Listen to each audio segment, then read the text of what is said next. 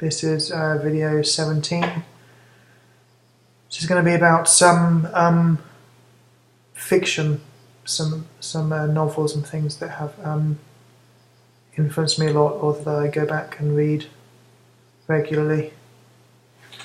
One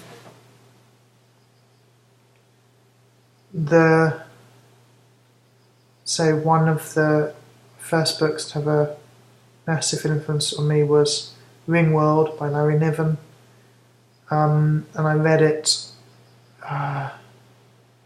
what age would I have been? Probably 12, 13, something like that, 14, no, it's probably about 13.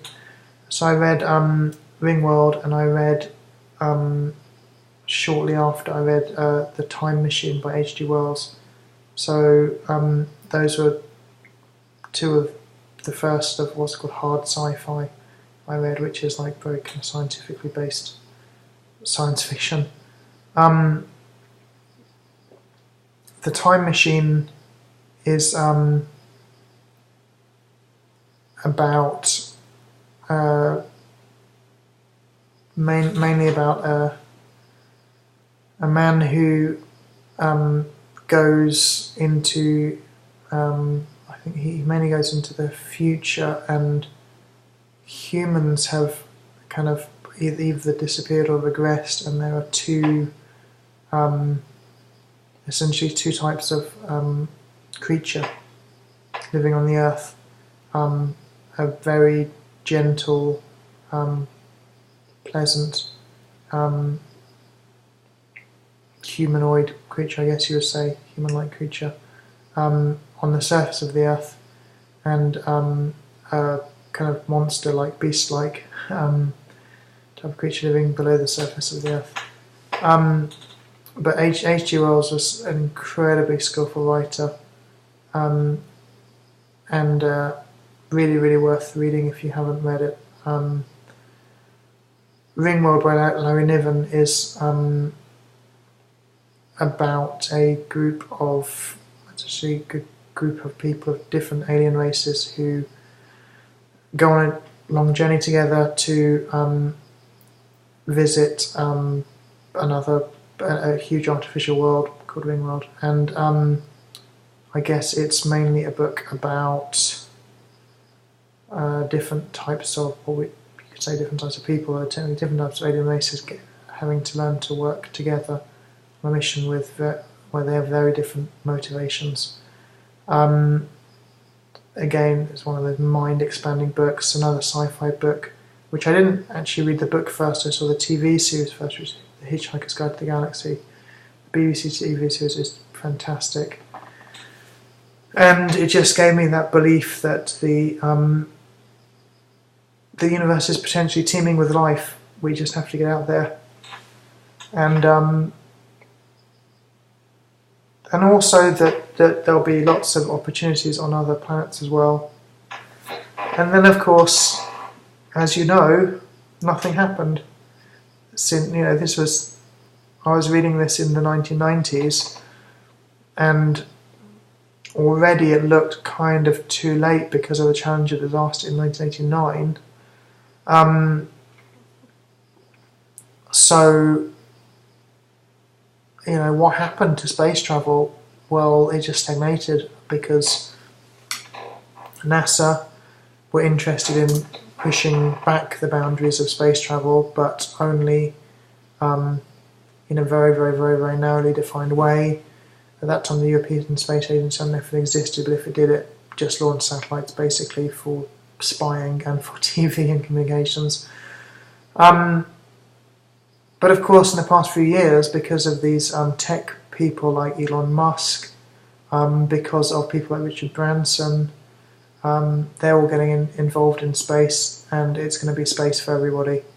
I mean, Richard Branson is seriously going to be sending large numbers of people to the moon. It's going to start in a few years' time with a few hundred people, and it will very, very, very quickly reach a few thousand people, and then a few tens of thousands of people, and eventually we'll have space tourism. I'm desperate to live to see that. But obviously I don't think there's time for me, but hopefully my kids will get to see it. It's incredibly painful crying because as a side effect of the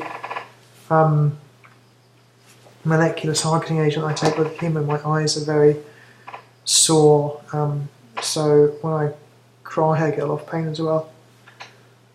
So those three science fiction books influenced me a lot. Another science fiction book would be I, Robot, which is a series of short stories about how humans will need to get along with and live with robots in the future, and how robots will be so complex we actually have to study them indirectly in terms of psychology, robo-psychology. Fantastic book, I, Robot.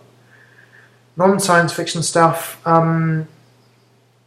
maybe around the same time or a couple of years later I probably read, so it was maybe 15, 16, probably read The Spy Who Came In From the Cold for the first time. I've probably read that 15 times now. I think it's the greatest work of English literature. It is very difficult to even say what it's about. It's set and I think in fact written during the Cold War. Of course it was written during the Cold War. I think it was written in the sort of height of the Cold War, but it's about the human side of, I guess, the Cold War and kind of the suffering that governments and spy agencies cause each other. It's also a love story. It's a very, very taunt thriller. It's what you might call a human drama as well. It's a genuine work of art. I mean, if you had no interest in the subject matter, you'd still read it for the writing. The quality of writing is, incredible. I guess you could maybe compare the style to Hemingway, but I'd say John le Carré, who wrote The Spy Came From the Cold, at least in that book, it's far superior. What other books? I mean, the classic things like The Little Prince. I remember that influencing me a lot. Actually, a few days ago, I started reading it to my son, but I've decided to stop because I checked ahead to the ending, and I do remember the ending is particularly tragic. So I don't think I'll be able to manage that. So stop that temporarily. So The Little Prince is by Antoine Saint-Exupéry. Apologies for my appalling French pronunciation. And it's a book largely about the tragedy of adults who forget what it's like to be a child, and also forget the things that children know that adults don't know, because we lose that that innate genius. And forgetting to be a child all your life is really the root cause of almost all human suffering. And I think I know that more than most people at the moment. So, The Little Prince, amazing book.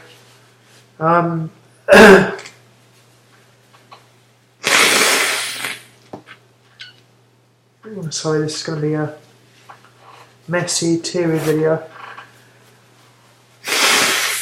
because of course these books mean a great deal to me, and it's not nice to you watching a video of someone just blowing their nose.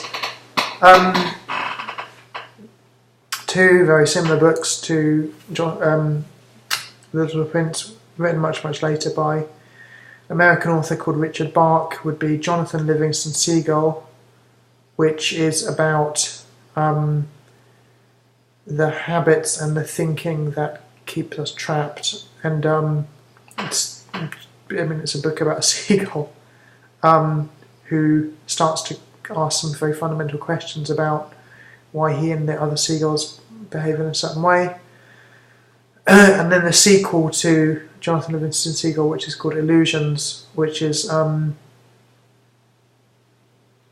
again, it's impossible for me to do it justice with any kind of description, but it's worth reading Jonathan Livingston Seagull first, and you'll be desperate for more of something, and then you read Illusions, and gives you a very interesting way of looking at how the world works. So those books, so The Time Machine by H.G. Wells, Ringworld by Larry Niven, Hitchhiker's Guide to the Galaxy by Douglas Adams, Spy Who Came In From the Cold by John le Carré, The Little Prince by Antoine Saint-Exupéry, Jonathan Livingston Seagull by Richard Bach, Illusions also by Richard Bach. Those 7 books are a fantastic place to start with getting a deeper understanding of the world, deeper understanding of yourself. They're all books that when you go back and read them again and again and again, you think that they have changed, but obviously you have changed. And yet I recommend those 7 books to anybody really.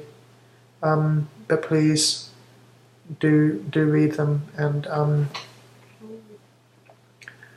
or if you've read them, please leave a comment on this video wherever you see it, on Facebook, on YouTube. The comments mean a great deal to me because it's the only way I know people have been watching the videos. If you can help me out, please go to my Cancer Fund website, which is www.matthewdons.org, MATTHEWDONS.org, and really appreciate that. Thanks for all your support. Goodbye.